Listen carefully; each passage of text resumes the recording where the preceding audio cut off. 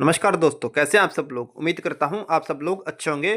तो चलिए दोस्तों, बात करते हैं आज निफ्टी के अंदर मार्केट आवर के दौरान क्या हुआ और कल क्या हो सकता है। निफ्टी की चाल कैसी रहेगी, निफ्टी के इंपॉर्टेंट लेवल्स कौन से हैं और हमारा व्यू निफ्टी के ऊपर क्या रहेगा। लेकिन दोस्तों, आगे बढ़ने से पहले मैं आपको यह बता दूं, हमारी निफ्टी के अंदर किसी भी तरह की कोई भी बाई या सेल की रिकमेंडेशन नहीं है। अगर आपको निफ्टी के अंदर किसी भी तरह का कोई भी ट्रेड लेना है या कोई भी पोजीशन बनानी है तो अपने फाइनेंशियल एडवाइजर की सलाह पर करें।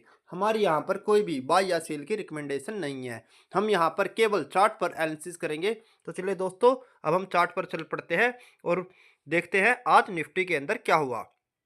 दोस्तों, आज निफ्टी ओपन हुई थी 24,580 के आसपास और शुरू के 1 घंटे में ही निफ्टी ने हमारा कल का स्टॉप लॉस नीचे की तरफ ब्रेक करते हुए 15 मिनट की मूविंग एवरेज के नीचे आकर निफ्टी सस्टेन हो गई।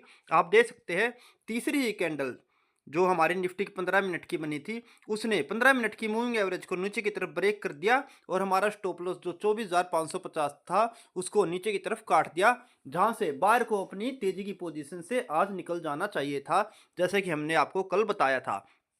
उसके बाद दोस्तों, निफ्टी ने एक बार भी अच्छी तरह से बाउंस बैक मार्केट के अंदर पूरे दिन भर में नहीं दिखाया और लगभग पूरा दिन आज निफ्टी नीचे की तरफ क्रैश होती रही और नीचे ही अपने बिल्कुल बॉटम पर आकर निफ्टी 24,300 के आसपास आकर आज क्लोज हो गई। आप देख सकते हैं दोस्तों, एक हल्का सा बाउंस बैक 10:30 बजे के आसपास आया था, जब निफ्टी 24,380 से ऊपर की तरफ जाती हुई 24,500 तक गई। उसके बाद फिर निफ्टी नीचे की तरफ गिरती रही और दिन में 2 से 3 बार निफ्टी ने हल्के हल्के बाउंस बैक दिखाए, नहीं तो निफ्टी ने एक भी बार अच्छी तरह से रिकवरी मार्केट के अंदर नहीं दिखाई और निफ्टी पूरा दिन भर आज नीचे की तरफ गिरती रही और 24,320 के आसपास आकर निफ्टी क्लोज हो गई। हमने आपको कल की वीडियो में बताया था, अगर निफ्टी 15 मिनट की मूविंग एवरेज के नीचे अगर सस्टेन होती है तो वो एक बड़ी गिरावट दिखा सकती है, जो निफ्टी को 24,200 तक ले जाने का काम करेगी। और आज निफ्टी ने कुल 100 पॉइंट से अपने उस लेवल को छोड़ा है और लगभग दिन के दौरान 250 से 300 पॉइंट के आसपास आज निफ्टी ने गिरावट दिखाई। तो दोस्तों, अब हमको ये चर्चा करनी है, क्या कल निफ्टी के अंदर गिरावट ऐसे ही जारी रहेगी या निफ्टी किसी मेन स्पोर्ट पर आकर सपोर्ट लेगी, या निफ्टी के अंदर कौन कौन सी इंपॉर्टेंट लेवल्स हमारे कल के लिए निकल कर आ सकते हैं। तो दोस्तों, हम बात कर लेते हैं हमारा व्यू कल के लिए क्या रहेगा। दोस्तों, जैसा कि हम शुरू से लेकर चल रहे हैं, हम तेजी की पोजीशन में जब तक बने हुए थे तब तक जो हमारी निफ्टी है वो 15 मिनट की मूविंग एवरेज के ऊपर सस्टेन थी। अब निफ्टी अपनी 15 मिनट की मूविंग एवरेज के नीचे आकर कारोबार कर रही है, तो हम कल तेजी की पोजीशन नहीं बनाएंगे, हम कोशिश करेंगे एक शॉर्ट पोजीशन बनाने की। तो उसकी रेंज क्या रहेगी और कौन कौन से नीचे की तरफ के टारगेट निफ्टी के अंदर निकल कर आ सकते हैं या निफ्टी कहां पर सपोर्ट लेगी, उस चीज के बारे में आज हम चर्चा कर लेते हैं दोस्तों। तो दोस्तों, अब हमारा मंदी की पोजीशन बनाने का समय आ गया है और अब हमारी मार्केट के अंदर सेलर एक्टिवेट हो गए हैं, जो निफ्टी को नीचे की तरफ ले जाने का काम करेंगे, जहां पर हमारा मेन जो सपोर्ट लेवल निकल कर आ रहा है वो है 24,200 पर। पहले हम अपनी एंट्री की बात कर लेते हैं। अगर हमको कल शॉर्ट पोजीशन बनाने तो हमको कहां पर एंट्री लेनी पड़ेगी। उसके लिए दोस्तों, जो सबसे बेस्ट रेंज है बाई करने की, वो रहेगी हमारी 24,430 से 24,490। 24,430 से 24,490 हमारी बेस्ट बाइंग रेंज रहेगी।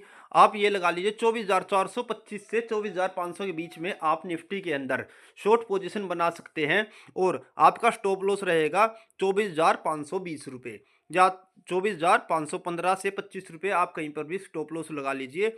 आप सेफ्टी के लिए 24,525 अपना स्टॉप लॉस लेकर चल सकते हैं, जो हमारी 15 मिनट की मूविंग एवरेज है। अगर निफ्टी 15 मिनट की मूविंग एवरेज के ऊपर जाकर सस्टेन होती है तो फिर से बायर एक्टिवेट हो जाएंगे मार्केट के अंदर, जो निफ्टी को ऊपर की तरफ ले जाने का कारोबार करेंगे। लेकिन जब तक 15 मिनट की मूविंग एवरेज के नीचे निफ्टी सस्टेन रहती है, तब तक आप शॉर्ट की पोजीशन में बने रह सकते हैं।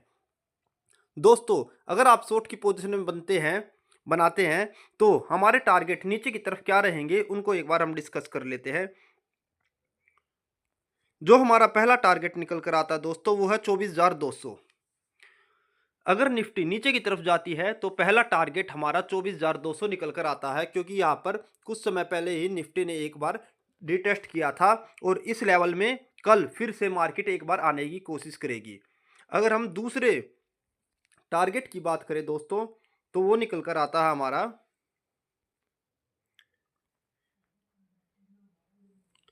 24,000।